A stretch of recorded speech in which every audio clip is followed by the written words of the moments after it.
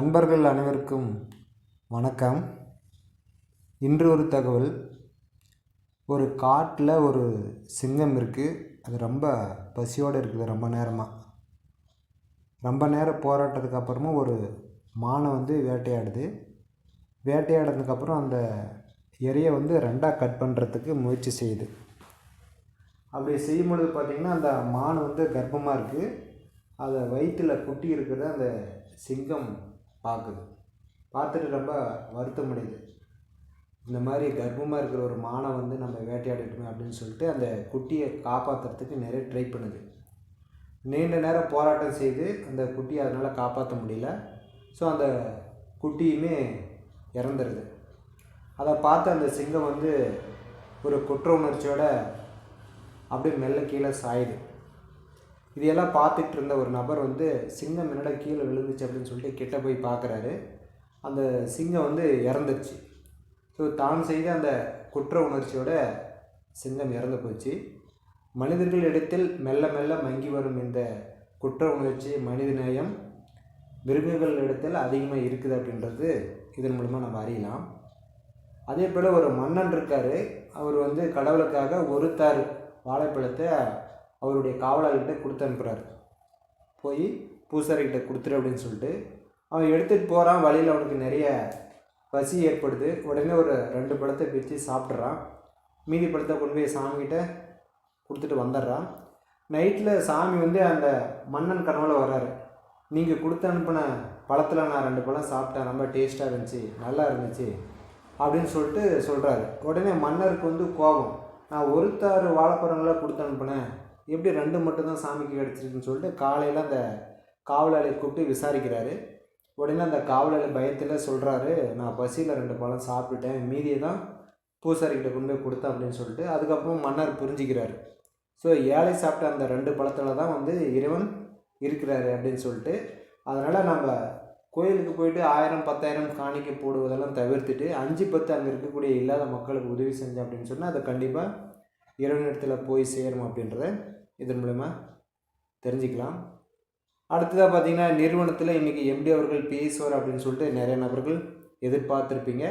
So உங்களுடைய எதிர்பார்ப்பு இன்றைக்கி எம்டி அவர்கள் வரல அப்படின்றது நிறைய மன வருத்தமும் அடைஞ்சிருப்பீங்க. ஸோ இது சார்ந்து நம்ம நிறைய உறுப்பினர்கள் இடத்துல, நிறைய இந்த அத்தாரிட்டி உறுப்பினர்கள், ஸ்டோர் உறுப்பினர்கள் எல்லா இடத்துலையும் நம்ம விசாரிக்கிறோம். என்னப்பா தைப்பூசத்துக்கு கூட ஏதாவது எம்டி ஏதாவது பேசுவார், ஏதாவது ஒரு வாழ்த்துக்கள் சொல்லுவார் அப்படின்னு எதிர்பார்த்தோம், எதுவுமே சொல்லலை. ஸோ உங்களுக்கு ஏதாச்சும் செய்தி கிடச்சிருக்கா அப்படின்னு சொல்லிட்டு கேட்டால் அதில் ஒரு சில நபர்கள் சொல்லக்கூடியது எங்களுக்கே அப்டேட் தெரியல, எம்டி சொன்னால் மட்டும்தான் ஃபுல் அப்டேட் தெரியும், இல்லைன்னா யாருக்குமே தெரியாது அப்படின்ற மாதிரி சொல்கிறாங்க. ஒரு சில நபர்கள் பார்த்திங்கன்னா அவங்க சொல்லக்கூடிய செய்தி எல்லாமே ரொம்ப சந்தோஷமாக நல்லதாக இருக்குது. நிறுவனத்தில் இதெல்லாம் பண்ணிட்டாங்க, இப்போல்லாம் வரப்போகுது அப்படின்னு சொல்லிட்டு எல்லாமே கேட்பதற்கு ரொம்ப சந்தோஷமாகவும் கவர்ச்சிகரமாகவும் இருக்குது. பட் அது எப்போ லான்ச் ஆகும் என்ன அப்படின்றதான் யாருக்குமே தெரியாத ஒன்றா இருக்குது. இந்த காணல் நீர்னு அப்படின்னு சொல்லுவாங்க இல்லையா, கண்ணுக்கு எட்டாத தூரத்தில் தண்ணி மாதிரி தெரியும், அங்கே போய் பார்த்தா அது இன்னும் அந்த பக்கம் தள்ளி நிற்கும். அந்த மாதிரி சில உறுப்பினர்கள், அத்தாரிட்டி உறுப்பினர்கள் அவங்களாம் சொல்லக்கூடியதெல்லாம் கேட்கும்போது பக்கத்தில் தான் இருக்குது அப்படின்ற மாதிரி நினைக்க தோணுது. பட் அந்த நாள் வந்த உடனே பார்த்திங்கன்னா அது இன்னும் கொஞ்சம் நாளைக்கு தள்ளி வைக்கிற மாதிரியான ஒரு சூழல் இருக்குது. இப்படி நம்ம எதிர்பார்த்து ரொம்ப டிலே ஆகிட்டே போயிட்டுருக்குது. ஸோ இதனால் உறுப்பினர்கள் இடத்துல நிறைய சலசலப்பு, நிறைய கேள்விகள் போய்கிட்டு இருக்குது. நிறுவனத்துக்கு ஒரு பிரச்சனை அப்படின்ற நேரத்தில் எல்லா உறுப்பினர்களும் நிறுவனத்திற்கு ஆதரவாக இருந்தாங்க. பட் அந்த ஆதரவு கொடுத்த உறுப்பினர்களுக்கு இப்போ நிறுவனத்திலேருந்து ஒரு ஆதரவான செய்தி வரல அப்படின்றது நிறைய உறுப்பினர்களுடைய மனக்குமுறலாக கூட இருக்குது. ஏன்னா டெய்லியும் நிறைய நபர்கள் ஃபோன் பண்ணி கேட்டுக்கிட்டே இருக்கிறாங்க, சார் என்னாச்சு, ஏதாச்சும் தகவல் கிடைச்சதா, ஏதாச்சும் அப்டேட் கிடைச்சதா அப்படின்னு சொல்லிட்டு.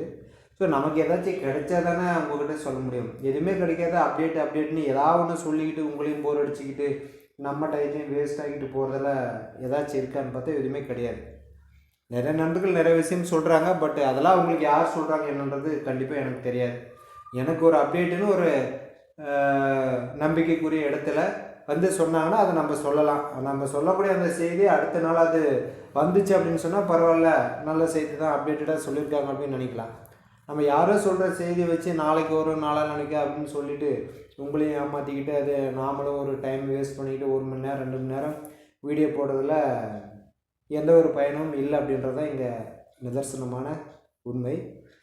அதனால் பல நபர்களுடைய எதிர்பார்ப்பை நிறுவனம் கண்டிப்பாக வந்து ஒரு பதில் சொல்லி அதுக்கு ஒரு சொல்யூஷனை கொடுத்தா மட்டும்தான் கண்டிப்பாக ஒரு நல்ல சுமூகமான சூழல் வரும். ஏன்னா நிறைய குடும்பங்களில் பார்த்தீங்கன்னா வெளியில் சொல்ல முடியாத அளவுக்கு பிரச்சனை ஓடிக்கிட்டு இருக்குது. எல்லாருமே சொல்லிட்டாங்க என்னென்ன பிரச்சனை யார் யார் வீட்டில் என்னென்ன இருக்குதுன்னு சொல்லிட்டு. இதை கேட்குற உங்கள் வீட்டில் கூட பல வகையான பிரச்சனைகள் இருக்கலாம். நான் இப்படி போய் ஜாயின் பண்ணிட்டேன், எனக்கு இந்த மாதிரி இஷ்யூஸ் இருக்குது அப்படின்னு சொல்லிட்டு மாமா சொன்னான், மச்சான் சொன்னான், இப்படி பல பேர் சொன்னாங்க அப்படின்னு சொல்லிட்டு ஜாயின் பண்ணதுனால வந்திருந்த போது ஒன்றும் பிரச்சனை கிடையாது. வராத இப்படி காலதாமதம் ஆகிட்டு இருக்கும் பொழுது பல வகையான கேள்விகள், நண்பர்களுக்குள்ளார பல வகையான பிரச்சனைகள் வந்துக்கிட்டு தான் இருக்குது. பட்டு சொல்ல வேண்டிய நபர் வந்து சொன்னால் மட்டும்தான் அது ஒரு முழுமையான அப்டேட்டாக இருக்கும். மற்றவங்க யார் சொல்கிறதா இருந்தாலுமே அது அவங்களுடைய கருத்து தானே தவிர நிறுவனத்துக்கிட்ட வந்து ஒரு அதிகாரப்பூர்வமான கருத்தை நம்ம கண்டிப்பாக எடுத்துக்க முடியாது. டெய்லி ஒரு 10 to 15 பேர் ஃபோன் பண்ணுறாங்க, ஏதாச்சும் அப்டேட் இருக்கா என்ன ஏது அப்படின்னு சொல்லிட்டு. ஒரு 30-40 மெசேஜ் பண்ணுறாங்க, ஏதாச்சும் இருந்தால் சொல்லுங்கள். நிறையா நபர்கள் வந்து யூடியூப்பில் வீடியோ போடுறதை ஸ்டாப் பண்ணிட்டாங்க அப்படின்னு சொல்லிட்டு. தகவல் இல்லாமல் என்னத்தை வீடியோ போடுறது அப்படின்றது தான் புரியாத புதிர். ஏன்னா ஆல்ரெடி அவங்க பொது அறிவிப்புன்னு வேறு ஒன்று கொடுத்துட்டாங்க. தேவையில்லாத ஏதாச்சும் போய் அவங்க கோர்ட்டு கேஸ் அப்படின்னு போனால் ஏதோ ஒரு தகவலாக அப்டேட்டடாக சொல்லிக்கிட்டு இருக்கிறவங்களுக்கு போய் கோர்ட்டு கேஸ் நடத்துகிற அளவுக்கு யூடியூப்பில் ஒன்றும் வருமானம்லாம் வர்றது கிடையாது. அந்த மாதிரி வந்தால் கூட போய் நடத்தலாம் அப்படின்னு சொல்லிட்டு போவாங்க. ஸோ ஏதோ மைவித்ரஸை பற்றி பேசலாம் செய்யலாம் அப்படின்னு சொல்லிட்டு யூடியூப் ஆரம்பிக்கணும் அப்படின்ற ஒரு ஆசையில் நிறைய நபர்கள் ஆரம்பிச்சிருக்கிறாங்க. பட் அதையே வந்து இப்போ நீங்கள் தேவையில்லாத வதந்திகளெல்லாம் சொல்கிறீங்க, மக்கள்கிட்ட தேவையில்லாத கருத்துக்களை திணிக்கிறீங்க அப்படின்னு சொல்லிட்டு அவங்க பொது அறிவிப்பு கொடுத்ததுக்கப்புறமா மறுபடியும் அதை பற்றியே பேசிகிட்டு இருந்தோம் அப்படின்னு சொன்னால் நாளைக்கு அவங்க யாரோ ஒருத்தர் போய் ஏதோ ஒரு வக்கீல் மூலயமா ஒரு நோட்டீஸு வருது அப்படின்னு சொன்னால் அதை எடுத்துக்கிட்டு பின்னாடி இருக்கிற வேலையை விட்டுவிட்டு ஏற்கனவே நிறுவனத்துலேருந்து பணம் வரல செய்யலை, ஒரு பக்கம் ஒரு அலைச்சல், இதில் இன்னும் கோர்ட்டு கேஸுன்னு போய் அலைஞ்சிக்கிட்டு இருந்தாங்களே அது இன்னும் ஏகப்பட்ட மன உளைச்சலை ஏற்படுத்தும். அதனால தான் நிறைய நபர்கள் அமைதியாக இருக்கிறாங்க. அது வந்து நமக்கு எந்த பிரச்சனையும் வரக்கூடாது, வரும்போது வரட்டும் அப்படின்றத ஒன்று. சரி, நிறுவனத்திலேருந்து ஒரு அறிவிப்பு கொடுத்துருக்குறாங்க, சரி பார்க்கலாம் என்ன வருது அப்படின்றதுக்காகவும் நிறைய நபர்கள் வெயிட் பண்ணிகிட்டு இருக்கிறாங்க. இதையும் தாண்டி ஒரு சில நபர்கள் பேசிக்கிட்டு இருக்காங்க, அது அவங்களுடைய சொந்த கருத்து, அதை நம்ம எதுவுமே சொல்ல முடியாது. ஸோ நமக்கு தேவையான அப்டேட் அப்படின்னா அது எம்டி அவர்கள் தான் பேசணும். அவருடைய யூடியூப் சேனல் வந்து பேசினா மட்டும்தான் அது சரியானதாகவும் முழுமையானதாகவும் இருக்கும் அப்படின்றத இந்த நேரத்தில் உங்கள்கிட்ட நான் பதிவு செஞ்சுக்கிறேன். மீண்டும் அடுத்த ஒரு தகவலுடன் உங்களை சந்திக்கிறேன். நன்றி, வணக்கம்.